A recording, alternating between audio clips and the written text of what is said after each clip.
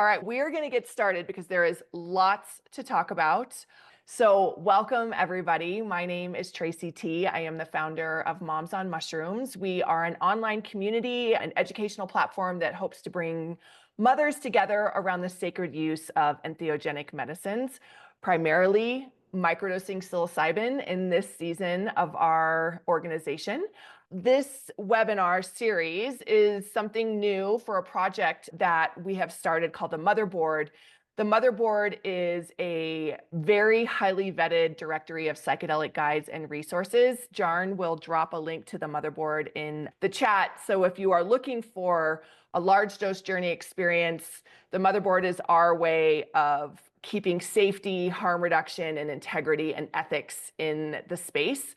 And everyone who's in our directory has the MOM stamp of approval. I felt like there was a need for this, and that's what we're doing. And so part of the community outreach for the Motherboard is having these public conversations called Set, Setting, and Ethics, where we get to discuss really pertinent discussions that affect motherhood and psychedelics and ethics. So today I am so grateful to have the lovely women from the Zendo project here to discuss motherhood and psychedelics. So we're going to get right into it. First, I want to introduce our panelists. We have Chelsea Rose, who is the executive director of the Zendo project. She is a visionary executive director, leveraging her robust academic background from UCLA and CIIS to champion innovative harm reduction strategies in mental health. With a steadfast commitment to integrating therapeutic insights and practical prevention approaches, she is dedicated to transforming care practices and empowering communities. Then we have Laila Murfin, who is the event services director of the Zendo project. Laila is the dynamic head of event services, expertly weaving her diverse background in psychotherapy, crisis response, and outdoor education into pioneering trauma-informed care initiatives. She's a graduate of the Evergreen State College and Naropa here in Colorado. She infuses her work with a passion for sustainable compassion and innovative mental health solutions. Then we have Coy Halper from the Maternity movement. Coy is a compassionate birth and postpartum doula, certified yoga instructor, and community leader, blending her expertise in maternal support with her personal experience as a mother. And I should just note that we are all mothers here, obviously. As a longtime volunteer with Zendo Project, Coy brings a deep commitment to love, presence, and compassion to families navigating their journey into parenthood. And last, we have Simone Weit, who is lead curriculum designer and strategic advisor of the Zendo Project. Simone seamlessly integrates her extensive training in psychedelic-assisted therapy and over 20 years of Amazonian plant medicine study into transformative mental health education. As an accomplished educator and therapist with global experience from ketamine therapy to trauma-attuned yoga, she champions innovative, culturally sensitive approaches to healing. So we have a very diverse and widely experienced group of mamas here to talk about mushrooms and motherhood. Why are we discussing this? I just want to acknowledge and reiterate why this conversation matters, because motherhood and psychedelics still holds a very charged stigma around it. And all of our personal missions here are to destigmatize it. When people ask me what is the biggest hurdle between moms feeling empowered to work with psychedelics, my short answer is just simply misinformation. We have been indoctrinated for the last 50, 60 years with facts that are not true about psychedelics, and I think it affects mothers most of all. And so we don't feel empowered to make choices that might be right for our bodies and for our mental health and wellness. And that is why we're here. And so before we get started, I would love for Simone to offer up an explanation of the 4 principles of the Zendo project, because it's actually a really beautiful container for which we had this conversation. So Simone, why don't you take it away? Yeah, thank you, Tracey. At the Zendo project, I don't know if all of you are familiar with our background, but really the origin story of the Zendo project is providing care to people having challenging experiences related to psychedelics or other emotional challenges in festival settings, particularly a lot of work at Burning Man. And the 4 Zendo principles are actually the principles that we teach to the folks we train to be psychedelic sitters. And I'm going to first just share the 4 principles and then just a few words about how these principles can also apply as somebody who has ingested a substance. So the first principle, which is the foundation of almost like the pyramid of these, is safe space. How do we tend to safety in a space, whether that's the physical space or the presence we hold as a sitter? And that's obviously an intricate subject that we go into in a lot of depth in our trainings. The second principle is sitting, not guiding, which is really essentially the idea that when you are holding space for somebody, you are taking a non-directive approach. You're allowing the kind of inner healing intelligence of your guest, the person you're sitting with, to really guide the way. And your work as a sitter is to create the supportive conditions for someone else's innate intelligence or inner knowing to really lead them to their own insights or understanding. And through not down is the idea that we as sitters, or also as people who've ingested a substance, are not necessarily trying to talk down, right? Or not come up with resistance or defense or try to change in some sort of forceful or active way what's happening, but rather a being with the experience and an allowing of the experience to reduce that charge or resistance or whatever might be there. And then our final principle is difficult is not necessarily bad. And that can be an orientation that a sitter has or that a guest who has ingested a substance has. And what we like to really clarify with this one is that that's not the same thing as there's no such thing as a bad trip. Harm can happen in psychedelic spaces.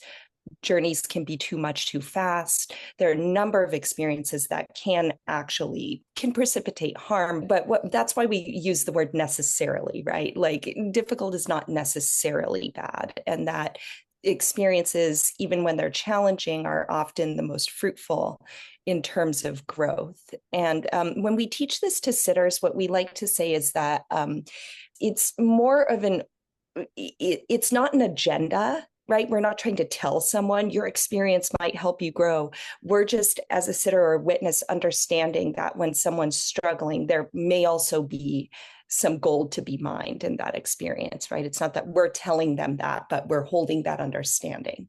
And that can be true for someone who's taken a substance as well. So those are our 4 principles in a very small nutshell. If any of the rest of you ladies have anything to add to that, feel free to do so. I can add something just really brief and quick, which is, like Simone said, this really has been practiced in festival settings. But having been working with these principles for almost a decade, I just want to note how broadly applicable they are, and honestly, how much more I have used them in raising my kids, in friendship, really, and in all contexts of my life. And so while they were developed for psychedelics as a non-ordinary state, it really does apply to any emotionally complex situation or really just the simplest day-to-day interactions. So I just want to share that. Yeah, I love applying that. And so let's move into this is a good segue. And Chelsea, I'll start with you. So let's talk about this evolving role of psychedelics and motherhood and this intersection that we're seeing. Obviously, Moms on Mushrooms has a very vibrant community of moms who are, if not true, we're already intentionally working with psychedelics that are very psychedelic curious. Why do you think that more moms are exploring psychedelics today? And how do you think these medicines can support a family unit? Yeah. I think what I've noticed in the work we're doing, and really which in the culture as a whole, is that really the general population is more curious about psychedelics, right? We're seeing so much more information out there about psychedelics in general. But what I do think we're lacking is like really specific good information and harm reduction. And I do think that level of education really could start so much sooner, so much earlier than it does. Even as moms, I have teenagers. So I have two teenagers and a 10-year-old. And even as a mom who's been working in this field forever, I still feel as though I'm like forging ahead on my own in some way. And so I do think that is why it's so important to have conversations like this. And I think as a mom, for me, psychedelics came into my life before I was a mom. And yet, I think once I became a mom, I found that the level of responsibility of motherhood made psychedelics intimidating for me. Having someone, I already had experience with them, so I knew what they were like. But just, I think, like the mental load required in parenthood and the level of responsibility, I felt like I needed to be here, very present and here. And so, what I love about the conversation of microdosing is that you're in some ways you're bringing in the insight and really the medicine aspect of psychedelics, but in a way that felt for me as a mom much more palpable, much more manageable. And then I feel parenthood is, just to go back to your primary question, Tracey, is like parenthood is so much about the mundane, right? We have to get up early, we have to make lunches every day, we have to feed, clean. It just feels in a lot of ways endless. And what I've found about psychedelics and microdosing is that for me, it helps me to find the meaning in the day to day. It helps me connect it to something deeper so that even sometimes in the tougher moments, I'm reminded why I'm doing what I'm doing. And that motivates me to show up in a more present way. And I think that has been really powerful for me. And it's possible, I'm sure that gals here might have something to offer to that as well. But I think that feels like the key piece for me has just been to really there is so much meaning in motherhood, but it can get so swamped down in the day to day. And so just to come back and keep connecting to that deeper journey that we're on has felt really beneficial. I feel like too, we also forget that we're humans who happen to be mothers, and microdosing allows you to tap back into your heart, your own heart, not the heart that's bleeding for your children every day, but the heart that's yours and in your desires and wishes. And I think we've been told for a long time that we're not allowed to have that individuality, that we are like, once you're a mom, that's it, that's your identity. And I think microdosing helps to soften that transition into that empowerment piece, and not empowerment from like a standing on a rock kind of thing, but just oh, I'm actually a human and I have thoughts. Laila, I'm curious what your thoughts are about why moms might be exploring psychedelics and how these medicines might be able to support the family and the mother. Yeah, I agree with everything Chelsea said. But the first thing that came to mind for me is how disconnecting it can be to parent in this day and age and this culture. It's isolating. People are in these isolated family units where the stress is incredibly high. And I think that you're speaking to it, but finding that sense of connection to self, to meaning, to purpose, to feeling more. I think when you get into the grind, it's actually sometimes harder to feel disconnected to my kid, right? When I'm in that.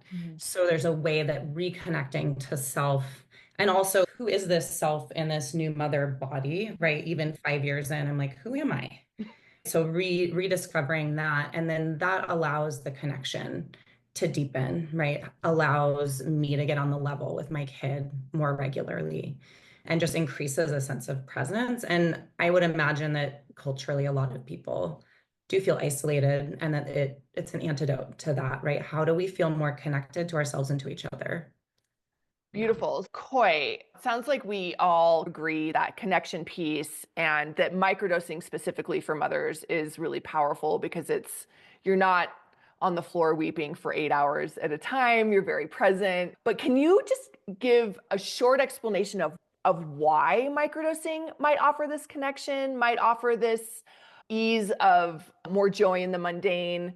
What are the properties? Why is this different than, let's just put it out there, an SSRI? Yeah.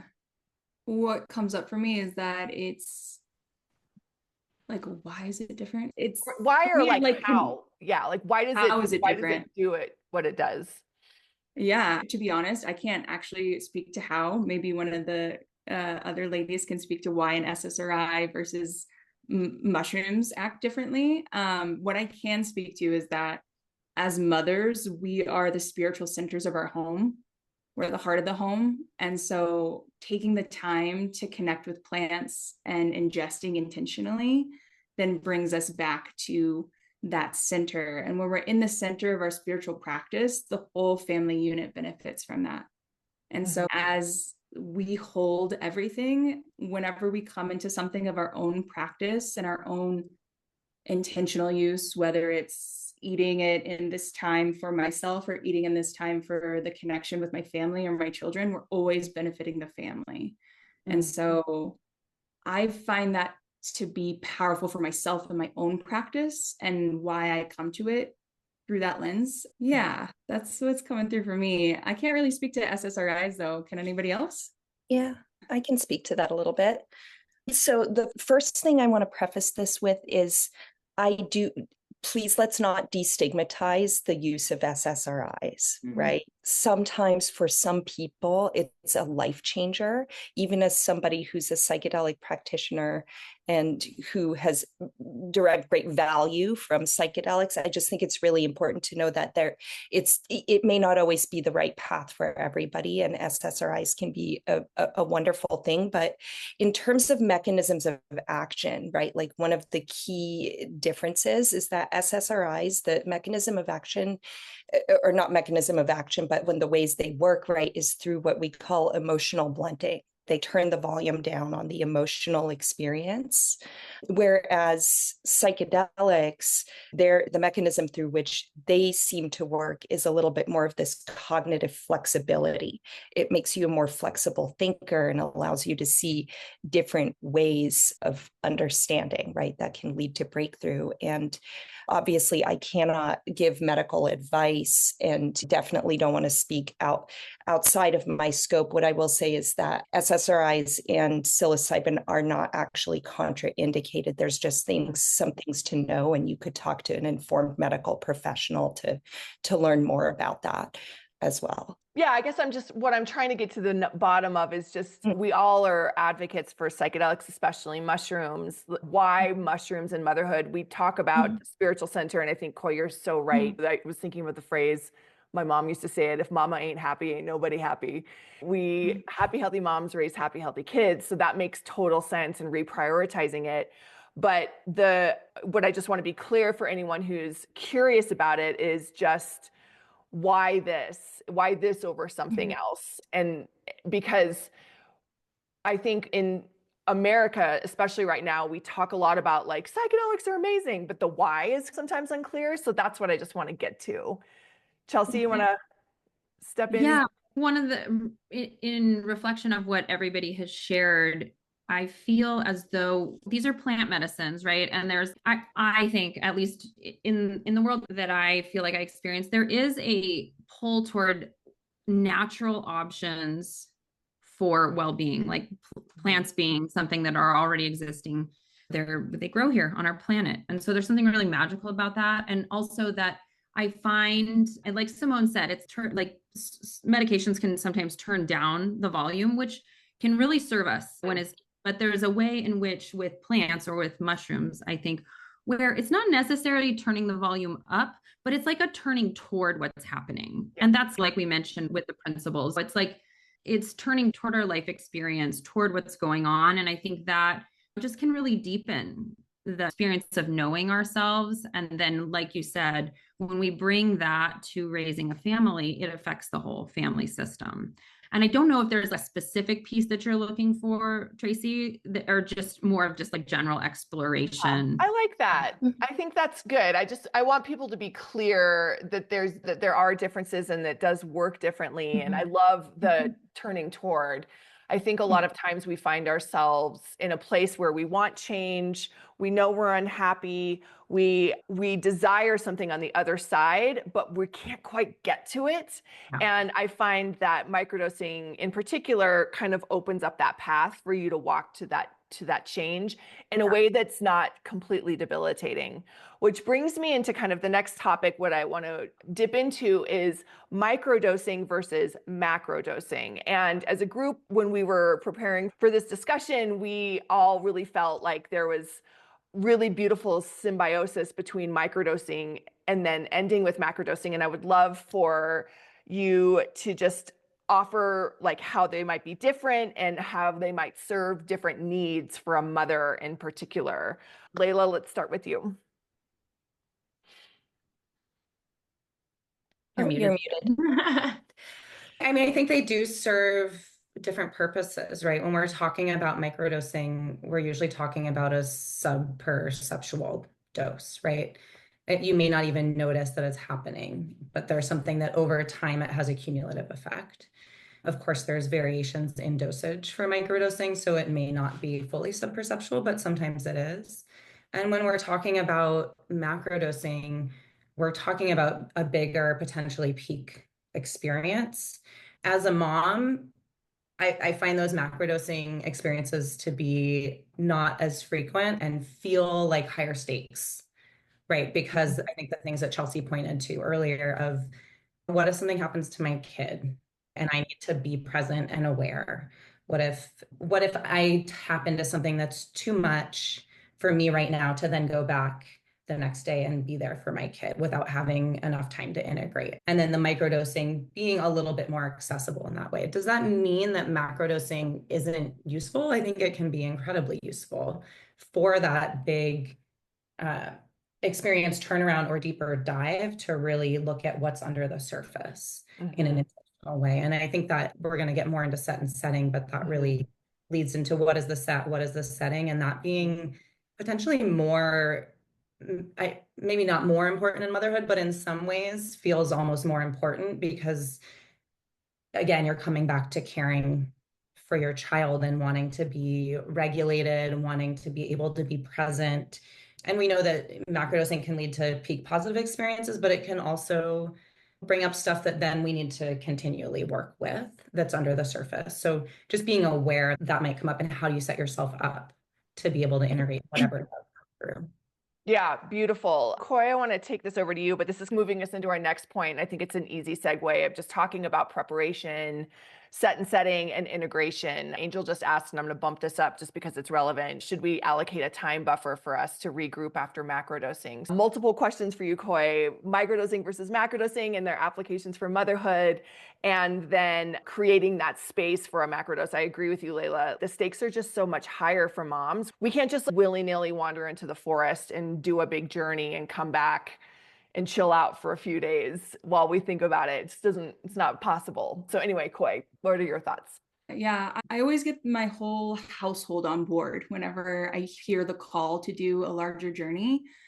And so that preparatory period is a little bit more expansive than it used to be for me. Like it takes days and days, sometimes months to prepare my whole household. And so getting my partner on board, and then really part of the setting for me is with my toddler, checking in where she's at. Is she ready for me to take on a larger ghost experience in the sense of practicality? Is she teething? Is she going to go through, is she going through big milestones? Is it going to be too much for her for then me to have my own experience and to disintegrate for a little while? And so I get everyone on board, and then I also make sure that everyone's prepared for the after, like making a plan of, besides like my work commitments and my toddler commitments, my family commitments, like what does after look like, and making sure that my partner has a few days to take on the primary work of our care for our child, so that I can then take the time to integrate, which sometimes looks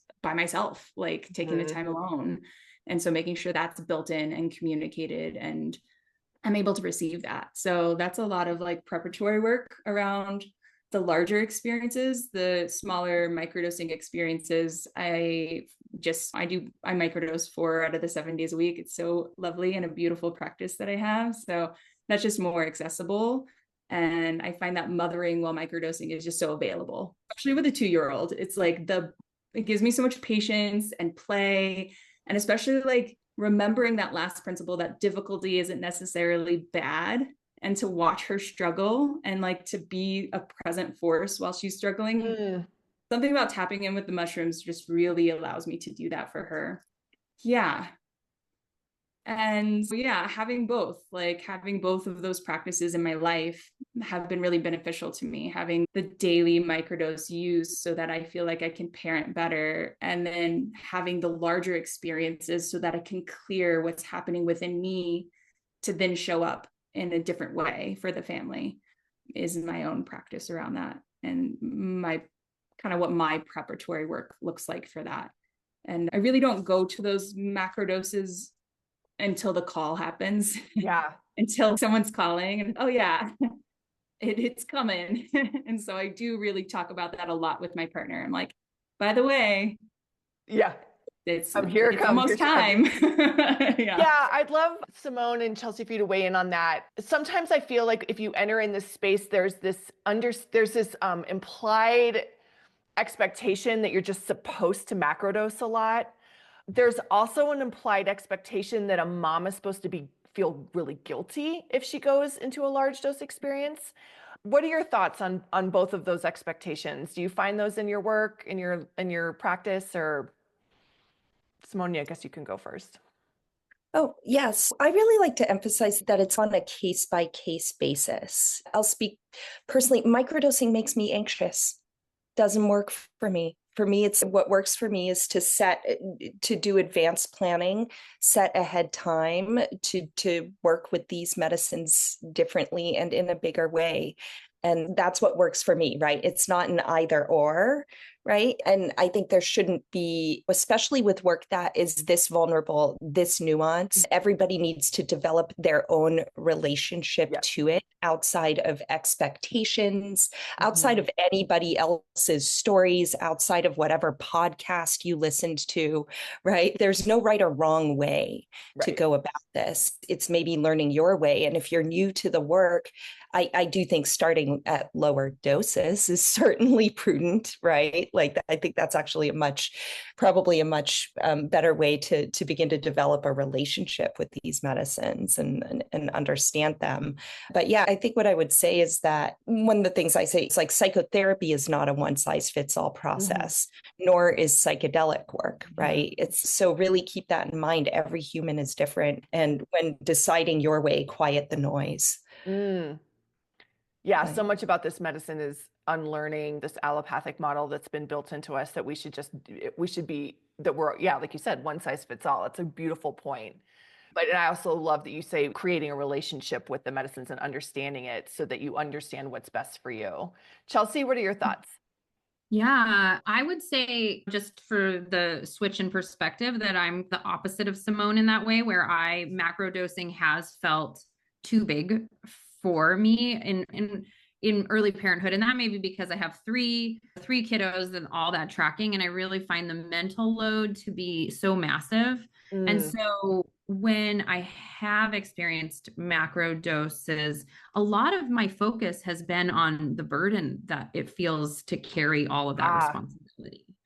And that can be really good for me to process that and come back to center around all of that. So there's a place for that for me, for sure. And I think I love how someone posted in the chat, Susanna put, it's like preparing for childbirth and post childbirth. I also think of it as like, when you think of it as a trip, it's like planning a trip. Like, you're going to pack and do sometimes months of planning, like Corey mentioned. Then you're going to go on your trip or your vacation. Probably not much of a vacation with a large dose mushrooms. And then even coming back and how that process is going to look. So there's this bigger, for me, when I have so much responsibility, that's another big responsibility to take on, making space for all of that and thinking through all of that, right? It adds to the mental loads. There's certainly a huge place for that. For me, it has felt so much more accessible to receive the medicine in a way that gives me that state change that I might need, that perspective shift I might need, even if it's subtle or sub-perceptual. I feel like that for me has just been more accessible to stay connected to the medicine while also holding all the responsibilities of parenthood and work and life. And yeah, so again, I think it's like, to Simone's point, it's just so personal, and so exploring that individually, what that means for you individually, I think is just the most key piece. Yeah, and I think I love what you all said about just preparing and creating the space for those larger dose experiences, but also for microdosing. Coy, it sounds like you've got a really beautiful, kind of very intentional practice. And gosh, what a cool idea that the whole family is at least involved or aware of your medicine practice. I find sometimes inside M.O.M, women come to us either on the side, their husbands don't know, their partners don't know, they're afraid to talk to their kids. Let's actually just segue to that for just a second. How do you feel about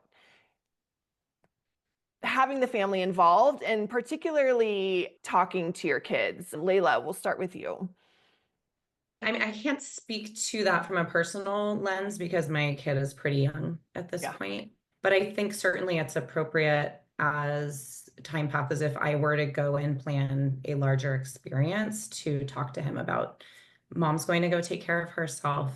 She's going to go have her spiritual practice. She's going to go and have a journey, right? Like a little bit older. And then once he understands, right, if he's around the community enough, kids are exposed to the idea of psychedelics and medicine, right? And we speak about it as medicine. And he understands that just even when I go and take my time for myself, that it's actually, I'm doing this so I can be a better mom and so that I can be more present for you. So it comes up in a variety of situations and also psychedelics. I think probably Chelsea and Simone have older kids and could speak to that aspect of it a little bit more. Yeah, I saw Simone, you had a strong nod when Tracey was talking. So maybe you want to say something first. I think this is one of the most commonly overlooked aspects in the kind of, even in the sort of clinical psychedelic therapy model, right? For a long time, it's just been this kind of like individually rather than collectivist oriented approach to how this work works. And it's what we know is that psychedelics, particularly at some of these bigger doses, and even sometimes at intentional microdosing levels, can really be very transformative in a really short period of time. And so we have to look at what that means in the holistic container of a family system, right?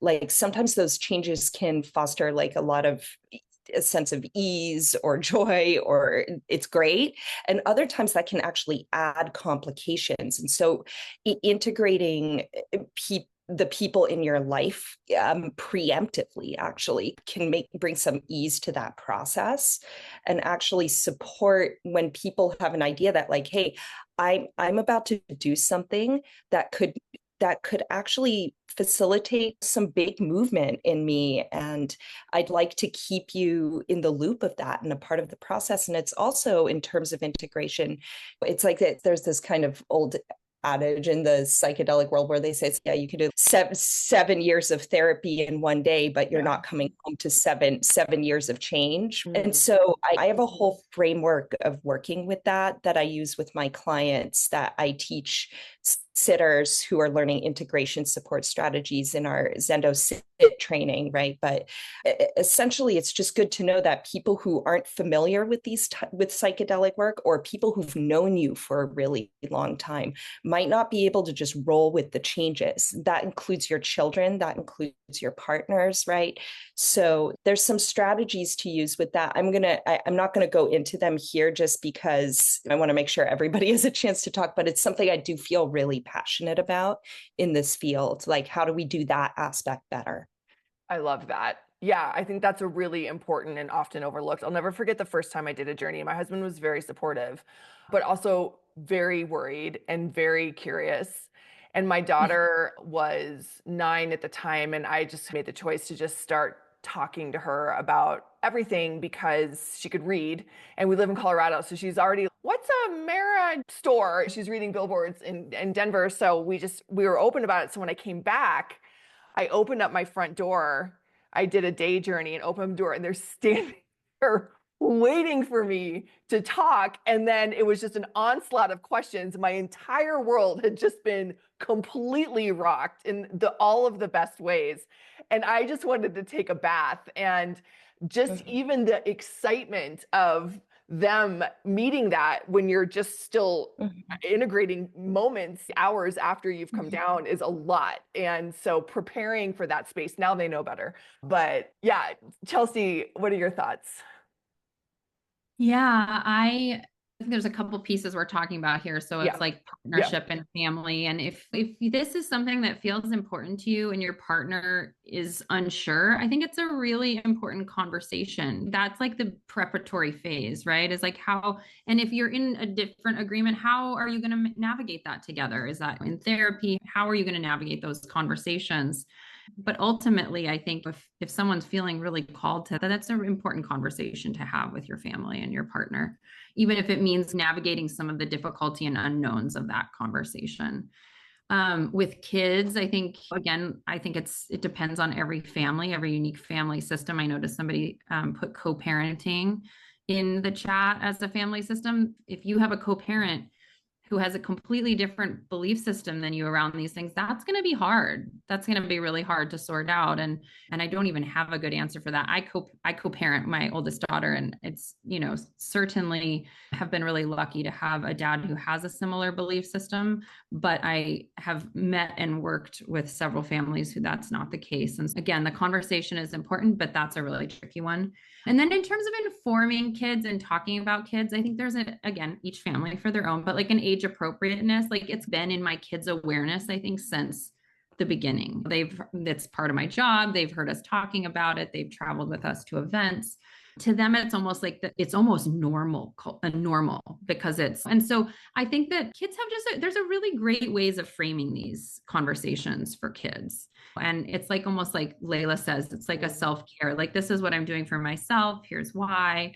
And as they get older, that conversation can become more nuanced. But I haven't been one to hide it, quote unquote, from my kids. It's just been in the field. But for a family who's coming to this in a totally new way, I think that's a great conversation for parents to have. It's a great conversation for a mom to have with a friend or therapist, or maybe somebody who's been with these medicines more regularly. I always think like digging for information. It's like I mentioned, I feel like in some ways as a mom, I've been forging this on my own. And thankfully I'm surrounded by amazing moms who I can have those conversations with. And so what I encourage moms toward, if it's new and it's something they're exploring, is to find someone to have maybe more than one person. Ultimately, I think that would be great, that they can have the conversation with and contemplate and really figure out what feels resonant for them around navigating relationships and psychedelics. Yeah, I love that. And I love, Laila, back to what you said too about just prioritizing it as self-care, which I think, Coy, is what you were also saying. And I'm really seeing a shift. Again, my daughter is 14 and a half.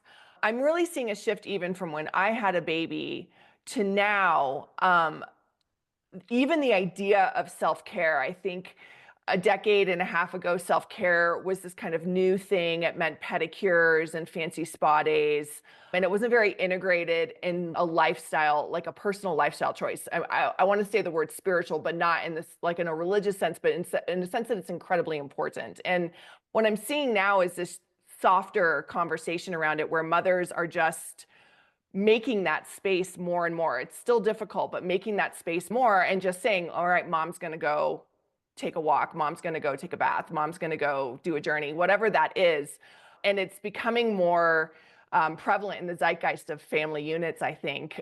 Again, I don't think we're totally there yet, but I'm seeing the pendulum swing closer to the middle where self-care just is for moms. And it's not something we need to post on Instagram anymore. It's just a part of our mental health hygiene, which leads me into wanting to talk about like emotional regulation and parenting and just how psychedelics, and Coy, I want to start with you, might help alleviate the stress and the mental load of motherhood. And do you witness shifts in things like emotional resilience or patience or presence with a mom who starts either microdosing or has a large dose experience where she is able to alchemize that mental load as a mom when she starts using psychedelics? For me, totally.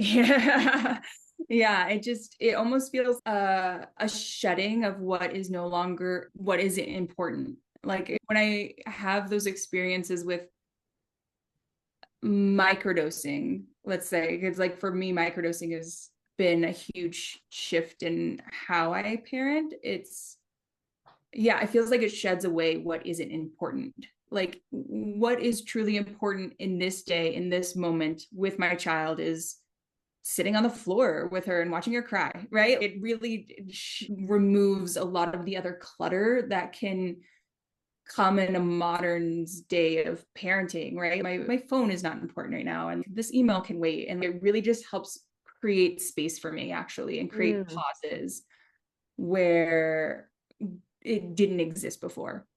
And so that's a huge benefit that I found with microdosing. And yeah.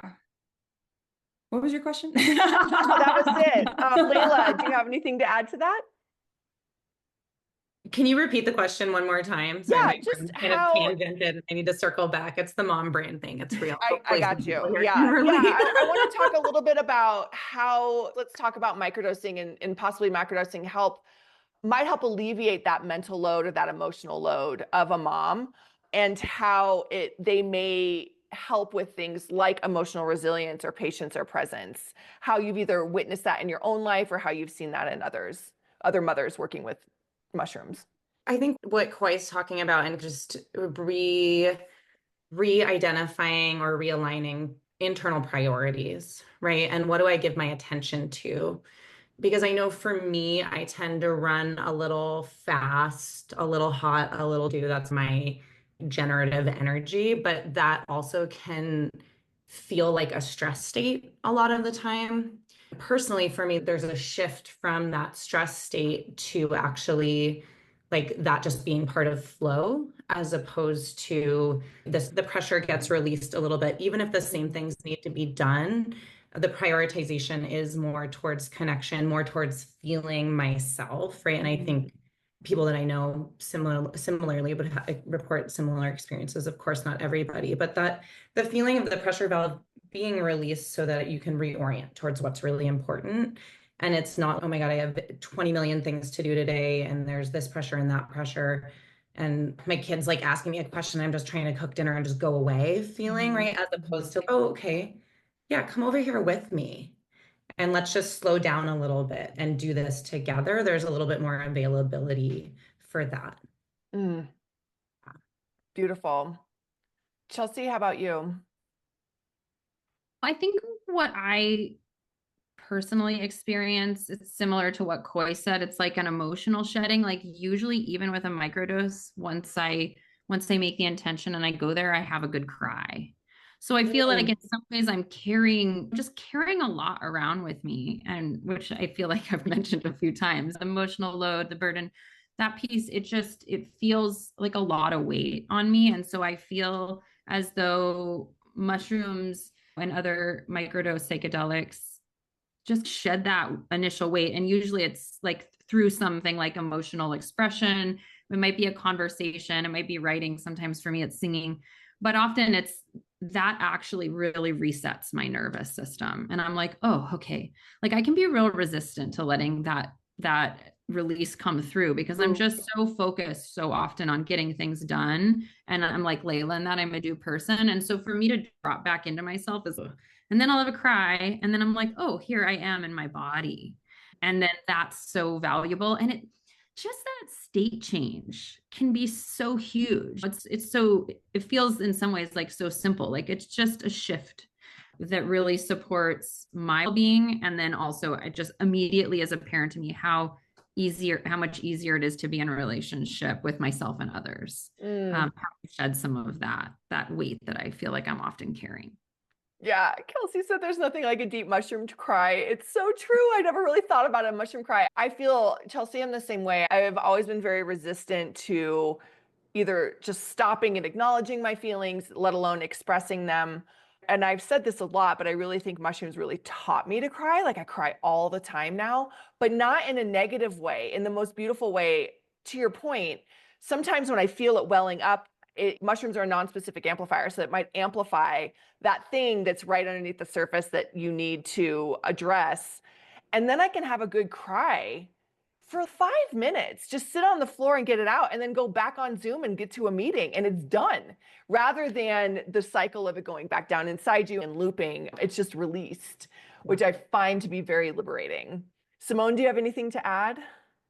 Yeah, I think For me, it's the combination of, and again, I'm somebody who does the kind of, I go for deeper dives, but for me, it's like what it does is it's through this widening of the lens of perspective, I become a better self-witness. And by becoming a better self-witness, I become a better mother. And it's as what's like when all your self-witnessing comes from this space of like your world being and your perspective being so small, right? Like you can't see past the kitchen, right? That's actually a skewed perspective. And when you get that vantage point that's a bit larger and you see yourself, your child, your family, your friends, everything in that context, there's an ease that comes through, right? Again, it's like on that deep nervous system level, right? And it's even if the journey happens to, it's like coming up against walls or shame or mom guilt is that's a big theme. It's a big theme, right? It's like that clear witnessing of those moments where you didn't nail it, right? Sometimes that's what gets amplified in the journey, right? Yeah. And then it's when learning how to take that information and then be gentle rather than self-violent or self-judgmental around it and be like, wow, that's information for growth. Yeah. I love that. Yeah. I think mom guilt is interesting. I think culturally we try to push mom guilt away, but sometimes that guilt gives us lessons and we don't nail it all the time. We don't show up as our best every day. How many of you have messed up as a parent? Oh, good. Okay. Yeah. And to be able to like actually have a conversation with you, and I do think that's in a macrodosing setting, like to have in that expanded space, like you said, okay, that actually wasn't my best work. Now I get to laugh at it and I get to learn from it and I get to forgive myself about it. And then I get to apply it so that it doesn't maybe happen again. And be accountable. Oh, to my children. Maybe I need to own that and apologize. Yeah. I think this is really important. Can I jump in really quick? Just the self-witnessing piece and the way that psychedelics actually improve our internal witness function. And that can be improved outside of psychedelics as well. But the improved witness function and self-witnessing actually increases our capacity to regulate, right? So self-regulation is intimately tied in to that capacity to self-witness. All the things that we do in psychedelics sometimes are just a big jump start and can help that happen because of neuroplasticity and various things that just creates that sort of state pretty instantaneously. It helps us regulate ourselves. So I think like making that connection might be helpful for people to hear that there's a connection there. Yeah. Yeah, I love that. The regulation piece is something I don't think we've quite nailed yet. What does that mean to you? What does regulation mean to each of you? Coy, I'll start with you. Yeah. What comes up for me is breathing, my breath in regulation, and how connected I can be to my breath. And whenever especially with a toddler, it's like whenever she has something amplifying, can I use my breath to recenter myself and finding that. And I find that always much easier whenever I have a medicine practice or whenever I have, that spaciousness that medicine and mushrooms can give me. And so with regulating the nervous system, especially, it's just what is my relationship to breath like? And whenever I do find that, she immediately follows. And so, there's that tie into my child. And so it's bringing in that like Zendo, like it's when I ground myself, she reflects it and embodies it back to me. Beautiful. Chelsea, what about you? Yeah, actually, I think of the 4 principles a lot in this. It's that moment where I can be a safe space for my kids, certainly. Like I feel grounded and spacious in myself. I feel as though I am not reactive, so I can just really allow what's unfolding to unfold, even if what's unfolding feels uncomfortable. There's a spaciousness inside of me. So I think that word spaciousness really resonates, and that it's okay in that moment when things are difficult. There's room for that. And in the dysregulated state, I feel like that all becomes much more challenging. So that's how I can tell is what's my like automatic response? What's coming out as my automatic response? And of course, with lots of years of practice, I can see when my dysregulated response is coming and have a little bit more ability to step in or know what I need. And psychedelics have definitely informed that for me and resourced me for that. But yeah, I think resourcefulness for me is spaciousness to move through stressful moments as well as all the good moments. But really, I see it most in when things are challenging. Beautiful. Simone, do you have anything to add? Yeah, I would particularly circle back to something to where Laila started with it, is this idea that when we become better at self-witnessing and self-tracking, we get better at self-regulating. And the reason that's true for me is that when we're witnessing, we are not 100, we are no longer 100% believing or identified with the thing that we're witnessing, right? So it lets us take just that little step back, right? Where it's, oh, that's just a part of who I am. And I can watch that part do what it does, whether that's the way we were parented, coming through in our parenting, or some sort of ancestral epigenetic programming that we're bringing through, right? It's like all of a sudden when we witness, we take a breath, we take a step back, and it's not all of who we are anymore. That's beautiful. And there's choice in that. There's choice. Yeah. Yeah. Isn't it empowering to have choice, to feel like you can choose which fork in the road you want to take, rather than just saying, I have to be in this manic state or this overstressed state or this overwhelmed state. Yeah. Beautiful. We have a few minutes left. I want to open up to some questions. So I'm just going to read off some that have been dropped in the chat, and if you ladies could jump in if you feel called. So the first one is, she's wondering how quickly the positive effects of microdosing on parenting can happen. How quickly the positive effects? It's a great question. If we start microdosing, how fast do positive effects happen? I feel like intention is also really important. Like how much intention are you putting into it versus just, let me just try to get the benefits going? And like, how can you build into that? What does your prayer look like with it? How are you ingesting it intentionally, and what are you bringing with it? So I don't know if there's an answer for how quickly. Anybody else? Yeah, and what would the positive effects look like for you? And I think defining that. So it's, if you have the intentionality, then maybe it's a little bit easier to find where, okay, I see this intention fulfilling through the process of microdosing. Yeah, and I think, what Simone said way back at the beginning is that experience is just so individual. It might be that microdosing doesn't work for you at all and it makes things feel worse, or it might be you microdose one day and you notice an incredible difference. Again, it's biochemical, it's internal spiritual makeup, it's whatever we're bringing with us that the medicine then interacts with. So it's that process of trial and error and getting a sense. I think oftentimes people will try it on and off over maybe the course of a month or a couple of weeks to get a sense. But if you immediately feel terrible, that might not be a route for you. And also, it's just in general, in psychedelic therapy, we talk about expectation management, right? We can really want to feel better and feel like there's something that's going to be a panacea and do it for us. And that's pretty much, it's a unicorn. It doesn't exist in that way. So just knowing that like it's an exploration and approaching it with that curiosity, right? What is this doing for me? Self-tracking, all of that is going to help if it does or doesn't do what you hope it does.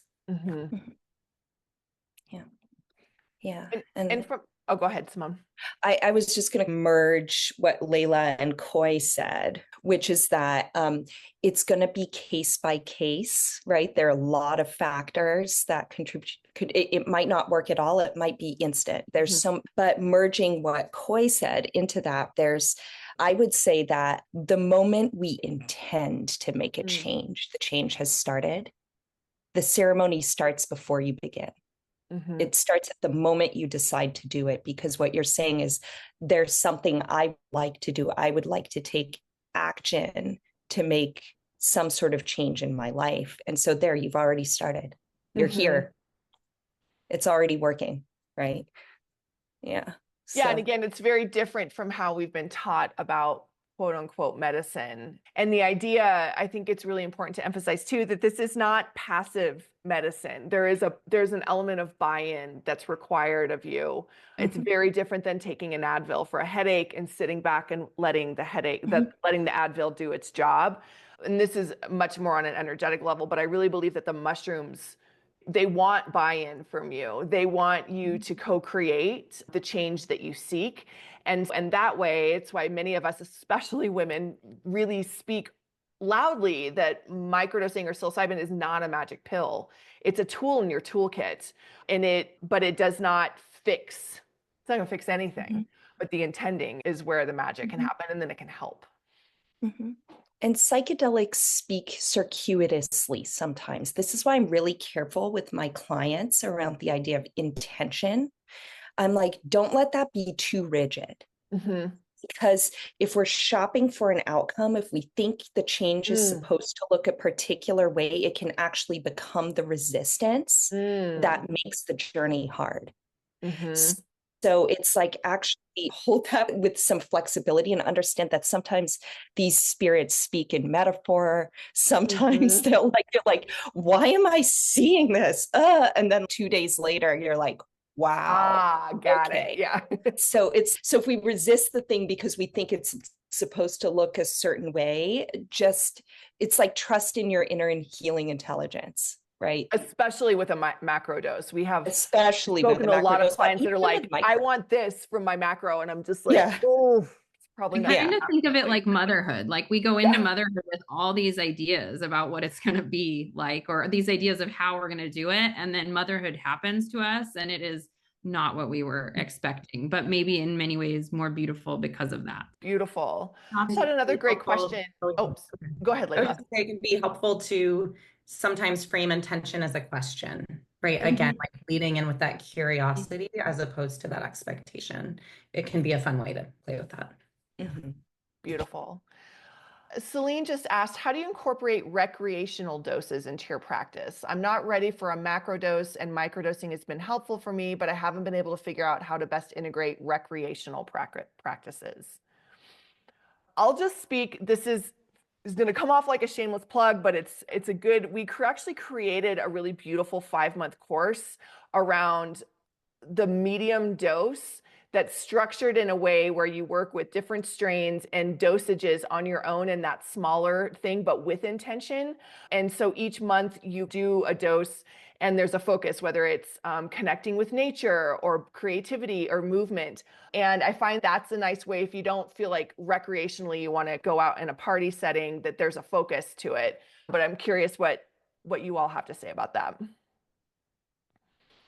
I would still do the same kind of preparation work that I shared in the chat, right? It's like to hold it similarly, because even at recreational doses, you can't be sure what's going to come up and what's going to come through. And the same level of sort of care for the family system needs to be in place. But I would say if you use those guidelines, I think it could, I think that could be supportive. And I wonder, I always wonder, like recreational, like the definition of recreational, are we thinking it's in that the intent is to have fun? Is it to do it in a more social setting? Because I sometimes think of recreational use as also community use. That's what we see a lot in the Zendo or at events, is that friends come together and they plan to use substances for recreation, and that can still include intention. It can still include creating a container. And so what is it, and or are we just talking about a medium dose as more recreational? So I think that just a little curiosity on the meaning of recreation in this question, at least. Beautiful. All right. We have one interesting question about THC. Tricia says, I have dabbled, but haven't consistently gotten going with my microdosing journey. I currently smoke THC via vape as a therapeutic release, and I can't say that I feel like it's really working in the way that I wanted, but it's more of a habit now. I will mention I'm a recovering alcoholic of 14 years, and I wonder if smoking daily while microdosing is a good idea or not. Zendo ladies, do you have thoughts? I Read the last, sorry, just one sec, Simone. Will you just read the last part? She says, is using THC and microdosing a good idea? Is that her ultimate question? Okay. Go ahead, Simone. I was going to speak to just a bit of as somebody who's in recovery, just knowing that cannabis use has more potential for misuse than working with a true psychedelic. So that's just something to keep in mind. And that was just the main piece that I wanted to respond to. And anecdotally, and both in the scientific literature, psilocybin does show pretty good promise for particularly addressing alcohol addiction. So just putting that out there. But Chelsea, did you want to speak more to that? Yeah, I think again, we could bring it back to intentionality. If we're not necessarily talking about problematic use, but we're talking about regular use, what does that look like in your day to day? Is it something you're using all day, every day, or is it something maybe you're using in a portion of your day? And is there intentionality around it? I don't think there's a contraindication for using both. And I think many people do. But I think being just mindful of, again, the intentionality of why THC? And then if you're going to bring microdosing into that picture, just being just cautious and more mindful and thoughtful and self-reflective about what it is that you're looking for in that space, and not to be anti-THC. I'm not saying that from a negative perspective on THC at all. It's just it's a little bit more of a state change, right? THC is going to be a stronger state change than a microdose. It might even be maybe more challenging to really connect with what the microdose component is bringing to the picture. Yeah, that's what I was going to say. Like when when working with people in my ketamine practice, it's recommended to remove, if possible, other substances that might be around, just to really get a sense of what's happening here. Can I really track what's happening, as opposed to it getting really cloudy? Beautiful. Candy asked if there are any resources we have to recommend on historical uses of entheogens with moms and family. I dropped a link to Michaela De La Mico, is really outspoken and covers this a lot. Her website, The Mushroom, has a lot of resources. So I would start there. But ladies, do you have any other resources? There's a book, Psychedelic Feminine. It's literally by my bed. I can't remember the title. There are some books. I would say that there's not a ton of resources that I found in the way that I'm really seeking yet. So I wonder if, Simone, do you feel like there's, from your work with plant medicines in South America, that there has been... Yeah, what I'd say is, first of all, I haven't looked at Michaela's content, but I do know Michaela, and my suspicion is that would be a really great place to start in terms of somebody who's done their research and really familiarized themselves with this question, right? What I can speak to is that in those cultures, in South American plant medicine traditions and North American plant medicine traditions, there is a precedent for having children included in the ceremonies. There is a precedent for children microdosing in those ceremonies. Higher doses or even moderate doses are considered probably a bit more initiatory and would probably not happen until transition into adulthood. But what I would say is, we live in North America. We are part of a litigious world, and just really cautioning people to not, because I think it's always a bad idea. I think sometimes it can be an absolute. I've seen stunning things in these traditional ceremonies when children are included. I'm an advocate for it, but I would just say that as moms, in North America, just really exercising some serious caution around what the law says, because things can get weird, whether we like it or not. Yeah. Beautiful. And we have one final question I just want to address really quick because it's a common one. Well, there's a few, and I'm sorry we haven't been able to get to anything. I knew we'd blow through these 75 minutes super fast. And I actually have to step off because I've got to take my son to school. Yes. Gotta go be mom. Thank you so Thank you, much. everybody. Neely asks, how long ago did you start with plant medicine? Has your continued practice become more or less frequent? That's the question I really want to start on or focus on. Has your continued practice become more or less frequent? I'm assuming she's asking as a mother. I'll speak for myself. My continued practice has become more intentional. What I've found that as a mother who works with psychedelics, everything goes back to what Coy spoke about so beautifully, like the intention and the why. And so I don't ever microdose if I don't know, if I'm not very clear about why I'm doing it. And I never do a large dose unless I have that call and I feel very clear about why I'm going into it. And sometimes I sit with that for months because sometimes the call just might be, I got to get out of here. And so then when I'm really clear on the need, then that's why. And so for me, it feels very empowered at this point. I don't feel any pressure to do it any one way. I know that my body and my heart and my soul will tell me. Yeah. And I don't know, for me, it's not necessarily about more or less, but I definitely exercise a lot more thoughtful caution around it.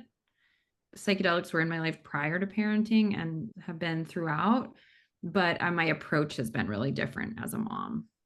So just what I said, like it's harder to carve out that time. So when I do, it's very intentional. For me, it just ebbs and flows. There's no yes or no. It just is. And the listening is what tells me when it's more and when it's not at all. So it's not, yeah, it changes. Yeah, I can say it shifts. And in my parenting life and where I live, I've honestly leaned more towards ketamine assisted psychotherapy for myself in that setting as opposed to more recreational, just given my professional life, my personal life, all of that. Mm-hmm. Yep, I hear that a lot. All right, we are past our time. Thank you all so much.